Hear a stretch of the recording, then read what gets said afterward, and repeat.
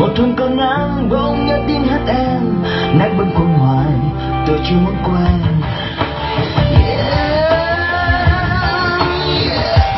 Đừng mang trong lời ca những nỗi ưu phiền, và đừng mang cho tình yêu những tiếng ca buồn. Để chúng ta đã còn, để chúng ta lại ca hát để yêu đời, và để chúng ta lại ca hát để yêu đời.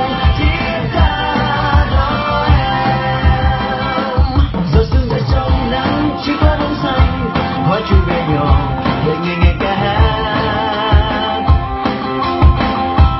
Tình yêu trong sáng cùng sẽ với em, hoa chuối bé nhỏ để đêm hát ca.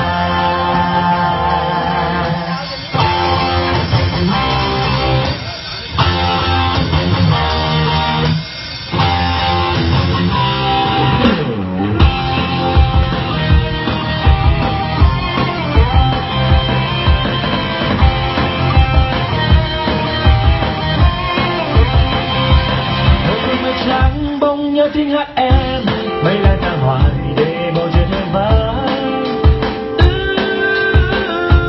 Một hôm có nắng bỗng nhớ tiếng hát em, nắng mơ khôn hoài tôi chưa muốn quên.